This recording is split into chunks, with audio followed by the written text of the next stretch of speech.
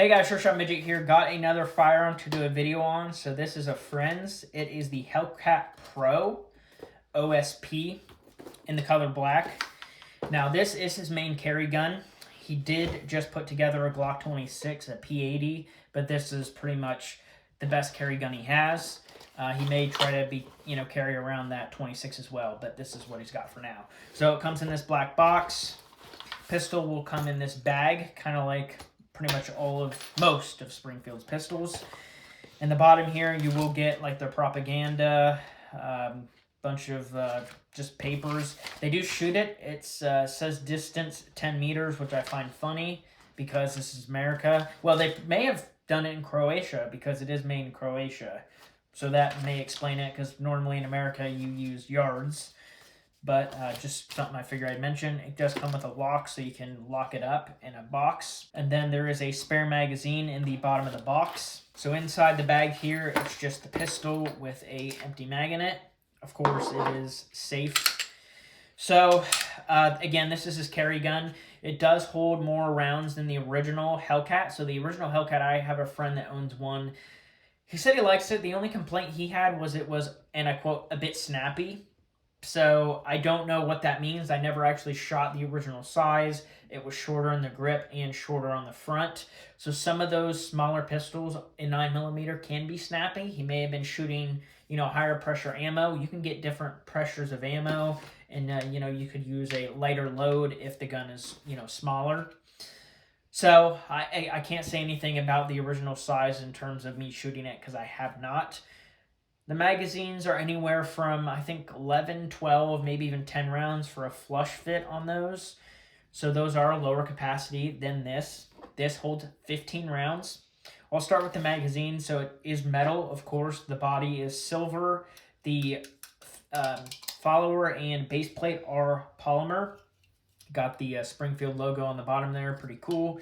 Magazines do run for roughly $40. He does have at least one spare, so there's 3 here. This one is loaded with Hornady FTX hollow point to carry. It's pretty good stuff. I used to carry that all the time. Now, before I start, I thought I'd mention I do own a Springfield. Just one right here. It is the Springfield 911. It is a 380, really small pistol. This is what I carry in the summer.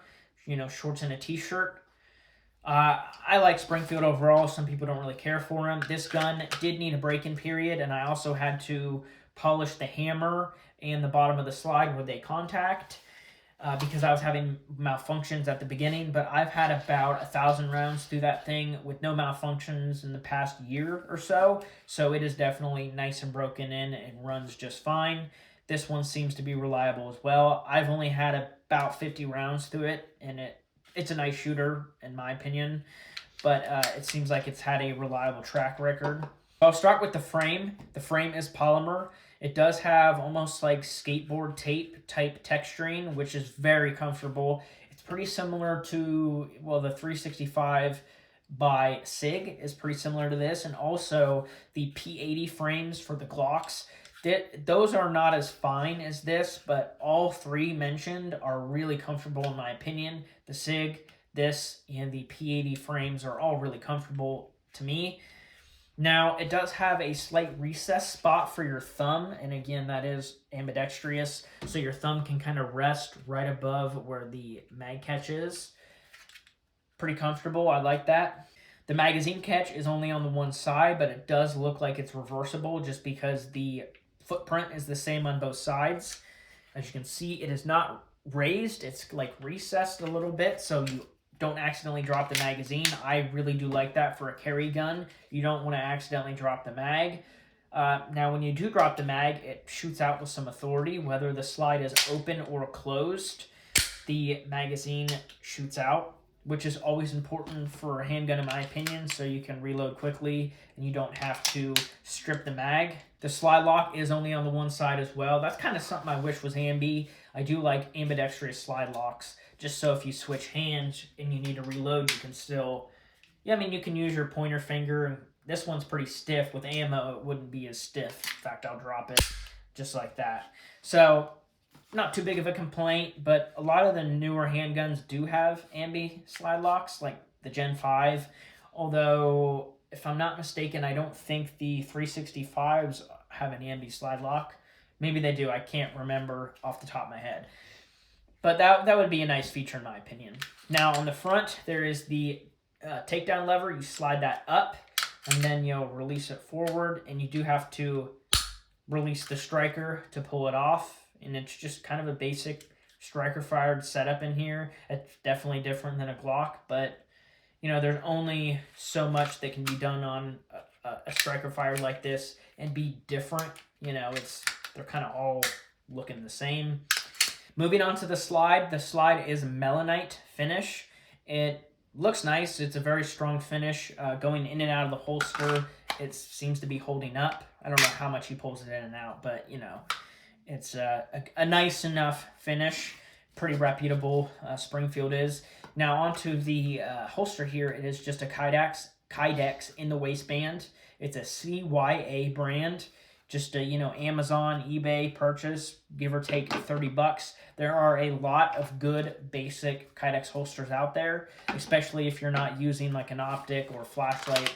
This does look like it would, you know, work with an optic though, because it's open there. Most are open on the top there, but you definitely could not have a flashlight on the bottom of here. So moving on, it is optics cut for the RMS footprint. So that will fit some of the SIG sights, some of the Hollow Suns. It's not a regular RMR cut though, but Hollow Sun does make some sights that fit it. There's a couple of other brands. I think Swamp Fox makes one. It's just specific, so you have to be careful with what optic you get. Don't just get a random one that's slide cut. You know, make sure you know what you're getting if you want that.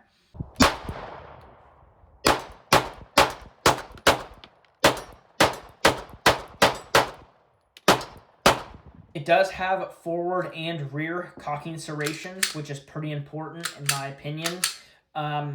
They're kind of shallow though. They're not super grippy. I've seen definitely more grippy, if you will, serrations, but they're not awful. It's important that they're there, and they are. I did skip over the frame on the front. It does have 2 notches for a flashlight.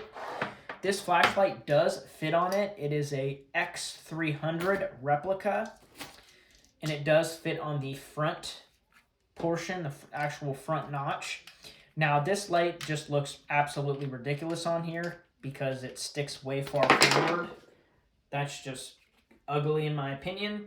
But the reason why I wanted to mention that is because for some of those people that aren't like gun nuts or gun collectors or whatever, some people just want to buy one gun and use it for home defense and carry. In my opinion, for home defense, it's important to have a flashlight on your gun. So you could have a flashlight at home. So when you get home from the day, you pull it out of your holster, pop a flashlight onto it, and use it for home defense as well. You know, 15 rounds, that's, you know, a decent capacity for a home defense gun. There are better options in my opinion, but for those people that are on a budget or, you know, they're just not a gun person and they just want one, this could serve multiple purposes. The barrel is 3.7 inches, so it's a little bit longer than the 365 XL, but not a whole lot. I think the XL is like 3.4 or 3.5, give or take. Don't quote me on that, but it is a butt hair longer.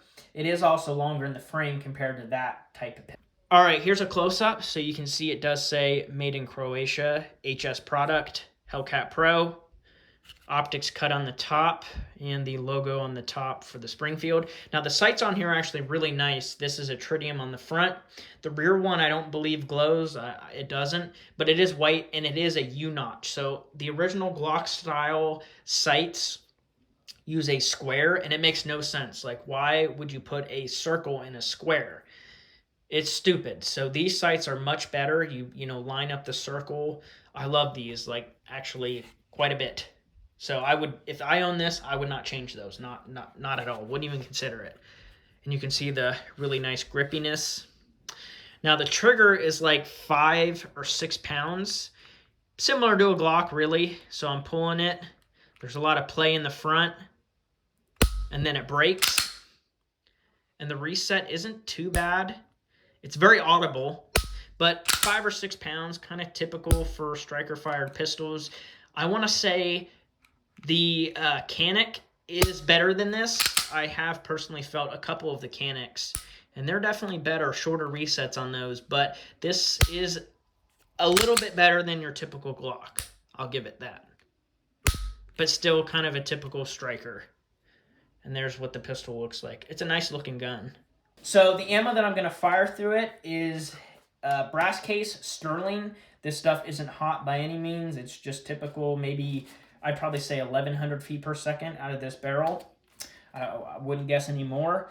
It's made in Turkey. I am going to shoot about 60 rounds, and the reason why I say 60 is because 4 15-rounders is 60. So I'll do 2 little clips filming, 2 mags, and then 2 mags, and we'll call it a day. I'll shoot the other 40 through one of their other guns, or my guns, because I'm going to have, 9mm there, of course. If you have any questions or anything, let me know. Thank you so much for watching this video, and I'll see you on the next one.